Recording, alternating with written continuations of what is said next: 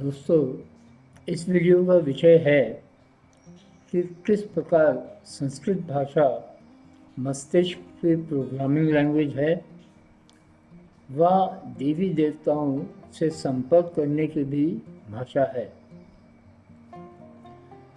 दोस्तों, यह समझने के लिए पहले मानव मस्तिष्क को समझना आवश्यक है। दोस्तों, सनातन हिंदू धर्म में मानव शरीर को उतना महत्व नहीं दिया गया है जितना कि आत्मोन्नति को। आत्मोन्नति अर्थात आत्मा की उन्नति। मानव शरीर को एक रोबोट से अधिक नहीं समझा गया है। मानव शरीर केवल एक संयंत्र मात्र ही है, अर्थात मानव शरीर एक माध्यम है। माध्यम किसके लिए है? आत्मोन्नति के लिए। यह भी समझें कि आत्मोन्नति भी केवल मानव शरीर द्वारा ही प्राप्त की जा सकती है, अन्यथा नहीं। अर्थात आत्मा को अपनी उन्नति के लिए भौतिक शरीर की आवश्यकता पड़ती है, वह भी केवल मानव शरीर। इसी कारण सनातन हिंदू धर्म में मानव शरीर को इतना महत्व दिया गया है व दुर्लभ भी माना गया है। वह यह भी कहा गया है कि मानव शरीर मिलने के पश्चात इसे व्यर्थ ना करें। तो यदि मानव शरीर मात्र एक रोबोट है तो इस शरीर को चला कौन रहा है? निसंदेह मानव बुद्धि, मानव मस्तिष्क। दोस्तों, मस्तिष्क को इस प्रकार समझें, यदि मानव शरीर को एक ब्लैक बॉक्स मान लें तो इसमें कुछ इनपुट व कुछ आउटपुट हैं। जैसे कि शरीर की इंद्रियों द्वारा निरंतर डेटा मस्तिष्क को भेजा जाता है। आँख, कान, नाक, त्वचा इत्यादि इंद्रियां लगातार मस्तिष्क को इन्फॉर्मेशन भेजती रहती है। मस्तिष्क उस डेटा को प्रोसेस करता है तथा कर्मेंद्रियों यानी हाथ, पांव, जीवा इत्यादि को आगे इंस्ट्रक्शन देता है। वह शरीर फिर उस प्रकार से कर्मेंद्रियों द्वारा विभिन्न कर्म संपादित करता है। अब इस वर्किंग को और गहराई से समझें तो हम देखेंगे कि मस्तिष्क पहले मेमोरी में जो जीवन पर्यंत डेटा स्टोर हुआ है उसे आवश्यकता अनुसार निकालता है व मन में लाता है। फिर इस डेटा पर सोच समझकर यानी प्रोसेस करके निर्णय लेता है। वह आउटपुट कर्मेंद्रियों को भेजता है तथा कर्मेंद्रियां उसी प्रकार काम में लग जाती हैं। यह वैसे ही है जैसे कंप्यूटर में जो माइक्रो प्रोसेसर होता है वह पहले मेन मेमोरी से डेटा कैश मेमोरी में लाता है, फिर उस डेटा को प्रोसेस करता है, फिर आगे जैसा काम करना हो उस डेटा को आगे भेज देता है। वह शरीर उसी प्रकार काम करता है। तो दोस्तों, कंप्यूटर के ठीक प्रकार से काम करने के लिए यह आवश्यक है कि एक बार में एक प्रकार का डेटा ही कैश मेमोरी में आए। तो दोस्तों, यह सोचें कि यदि एक बार में अनेकों प्रकार का डेटा कैश मेमोरी में आएगा तो क्या कंप्यूटर ठीक से काम कर पाएगा? नहीं। तो पहले तो यह देखें कि मानव मस्तिष्क व मानव मन अलग अलग हैं। जबकि मानव मस्तिष्क एक कंप्यूटर के समान है, मानव मन कंप्यूटर की कैश मेमोरी के समान है। तो यह भी समझें कि मन में एक बार में एक प्रकार का डेटा ही आना चाहिए। यदि अनेकों प्रकार की सोच मन में निरंतर आती रहेगी तो क्या मन ठीक प्रकार से काम कर पाएगा? नहीं। यदि आपका मन ठीक प्रकार से काम नहीं कर पाएगा तो आपके निर्णय ठीक नहीं होंगे। यदि निर्णय ठीक नहीं होंगे तो निश्चय ही आपके जीवन में समस्याएं आएंगी। भगवान कृष्ण ने श्रीमद् भागवत गीता में भी यही बताया है कि मन पर नियंत्रण करना सबसे आवश्यक है। सर्वप्रथम मानव को अपने मन पर नियंत्रण करना आवश्यक है। इसके बाद ही आपके जीवन के निर्णय सही होने आरंभ होंगे। तो दोस्तों, मन पर किस प्रकार नियंत्रण किया जा सकता है, यह भी भगवान कृष्ण ने श्रीमद् भागवत गीता में ही बताया है। दोस्तों, वह है ध्यान के द्वारा। भगवान कृष्ण ने श्रीमद् भागवत गीता में कहा है कि निरंतर प्रयास द्वारा मन पर नियंत्रण किया जा सकता है। तो यही ध्यान की अथवा मेडिटेशन की प्रक्रिया है। दोस्तों, मेडिटेशन जो है वह ध्यान की प्रक्रिया का विकृत रूप, डिस्टॉर्टेड रूप है, जो कि विदेशों में घूमकर वापस भारत लाया गया है। ध्यान में मन ही मन मंत्र का उच्चारण भी आवश्यक है, जिसका कि मेडिटेशन में तिरस्कार कर दिया गया है। ध्यान तब ही लाभदायक है जबकि ध्यान मंत्र उच्चारण सहित सही विधि द्वारा हो। अब यह समझें कि मंत्र तो केवल संस्कृत भाषा में ही बने हैं। इस प्रकार ध्यान के लिए संस्कृत भाषा द्वारा निर्मित मंत्र ही उपयोगी है। तो दोस्तों, मन पर नियंत्रण स्थापित करने के लिए संस्कृत भाषा भी आवश्यक है। वैसे तो मंत्र रहित ध्यान भी किया जा सकता है, परंतु ध्यान का पूर्ण लाभ उठाने के लिए यदि ध्यान मंत्र सहित किया जाए तो वह तीव्र गति से मन पर नियंत्रण स्थापित करने में सहायक होता है। दोस्तों, जैसे कि हमने देखा कि मानव मस्तिष्क एक कंप्यूटर के समान है। जिस प्रकार जब आप कंप्यूटर खरीदते हैं तो उसमें एक सिस्टम प्रोग्रामिंग पहले से ही की गई होती है। बिना इस सिस्टम प्रोग्रामिंग के कंप्यूटर का उपयोग नहीं हो सकता। यानी कि नए कंप्यूटर में एक इनबिल्ट प्रोग्रामिंग पहले से ही डाल जाती है।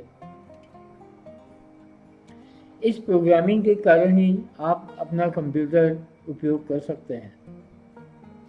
दोस्तों, ठीक इसी प्रकार मानव मस्तिष्क में भी जन्म से पहले ही एक प्रोग्रामिंग भगवान द्वारा डाल दी जाती है।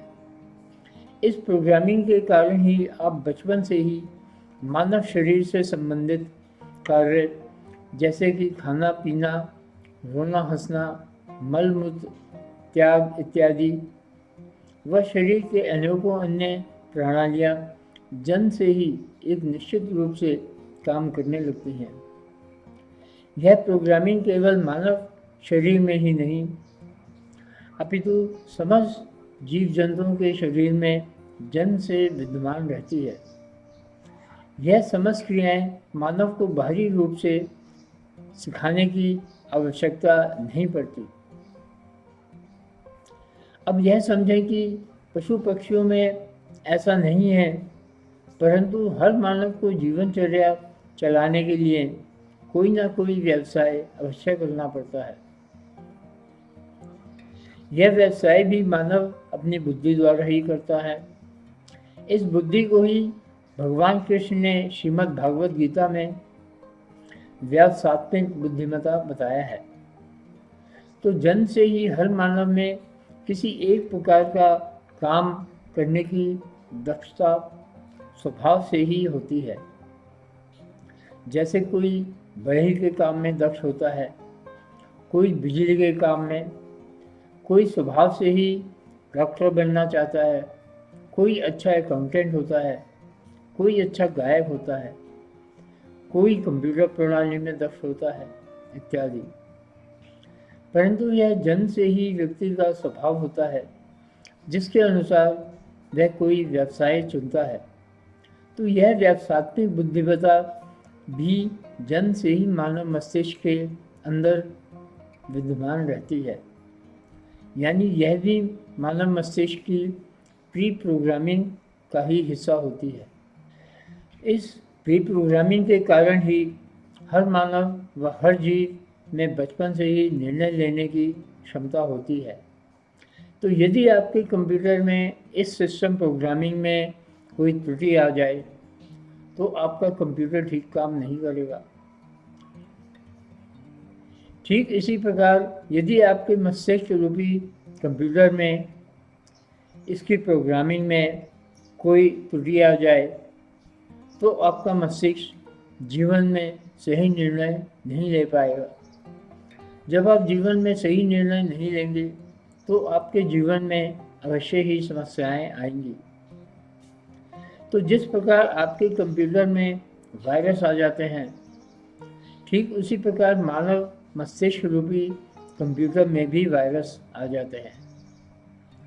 तो दोस्तों, सामान्य कंप्यूटर वायरस के विषय में तो आप जानते ही होंगे, परंतु मानव मस्तिष्क के ये वायरस क्या है? दोस्तों, मानव मस्तिष्क के यह वायरस हैं लालच, घमंड, ईर्ष्या, राग, द्वेष इत्यादि। यानी जैसे ही यह विकृतियां मानव मन में आने लगती हैं, मानव की सही निर्णय लेने की क्षमता कम होने लगती है। यानी कि जितनी भी मन की विकृतियां बताई गई हैं, वे मानव मन की विकृतियां मानव मस्तिष्क के वायरस हैं। तो जैसे ही यह वायरस आपके मस्तिष्क में आ जाते हैं, वैसे ही आपकी निर्णय लेने की क्षमता प्रभावित होती है व आप सही निर्णय नहीं ले पाते, जिसके कारण आपको जीवन में समस्याओं का सामना करना पड़ता है।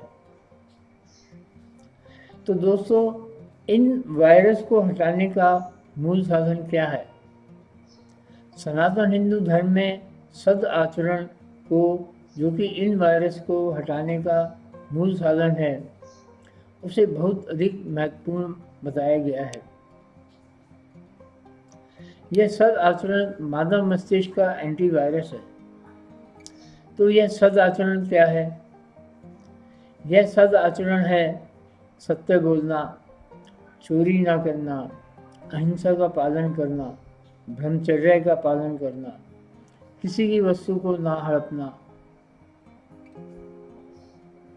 यह किस प्रकार आपकी बुद्धि की प्रोग्रामिंग को नष्ट करते हैं, इसका विस्तार से हम अन्य वीडियो में आपको बताएंगे। परंतु अभी हम बता रहे हैं कि संस्कृत भाषा किस प्रकार मस्तिष्क की प्रोग्रामिंग लैंग्वेज है।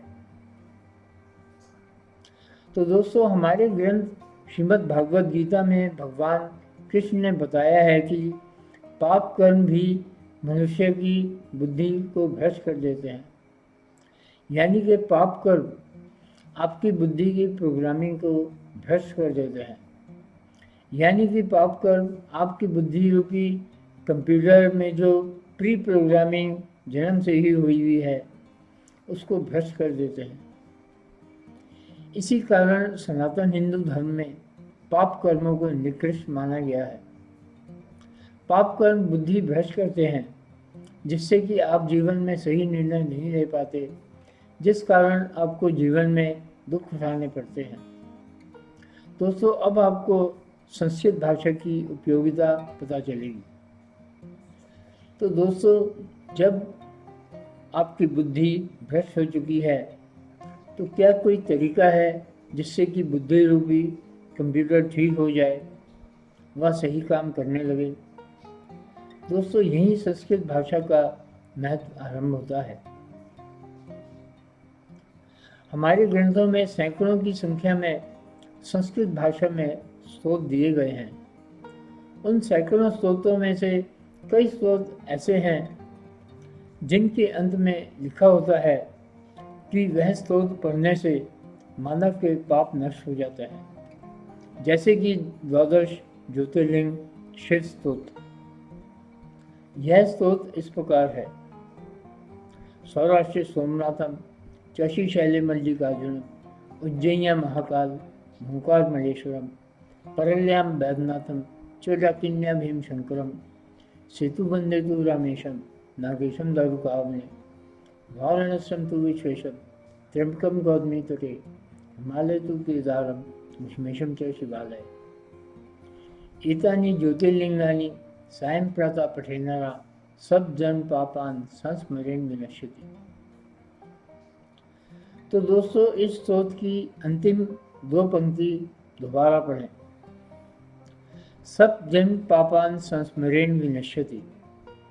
यानी कि यदि आप इस स्तोत्र का प्रातः व सायं पाठ करेंगे तो आपके 7 जन्मों के पापों का नाश हो जाएगा।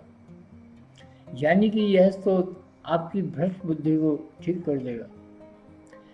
यानी कि आपकी बुद्धि की प्रोग्रामिंग ठीक हो जाएगी। यानी कि आप जीवन में सही निर्णय लेने लगेंगे। यानी कि आपकी जीवन की समस्याओं का अंत होगा।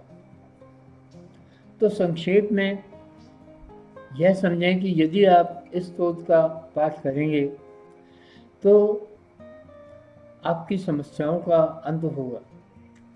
परंतु यह भी समझें कि यह पाठ संस्कृत भाषा में ही उपयोगी है, वह संस्कृत भाषा में ही करने का इसका लाभ है।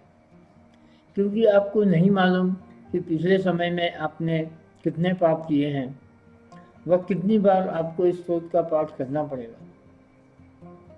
दूसरा, यदि आप संस्कृत भाषा में पाठ करेंगे तभी इस स्तोत्र को पढ़ना लाभदायक होगा। यदि आप इस स्तोत्र का हिंदी अनुवाद पढ़ेंगे तो उसका कोई लाभ आपको नहीं मिलेगा। तो इस कारण संस्कृत भाषा आपकी बुद्धि की प्रोग्रामिंग की भाषा है। दोस्तों, इसी प्रकार मानव की बुद्धि जो पाप कर्मों द्वारा भ्रष्ट हो चुकी है, उस भ्रष्ट बुद्धि के साथ ही मानव का जन्म पुनर्जन्म होता रहता है। दोस्तों, जो हमारी स्मृति है, मेमोरी है, वह हमारी बुद्धि में नहीं आत्मा में स्थापित होती है। जैसे कि भगवान कृष्ण ने श्रीमद् भागवत गीता में बताया है कि जिस प्रकार वायु सुगंध को फूल से उड़ाकर ले जाती है, उसी प्रकार मृत्यु होने पर आत्मा मानव बुद्धि व स्मृति को अपने साथ उड़ाकर दूसरे शरीर में चली जाती है।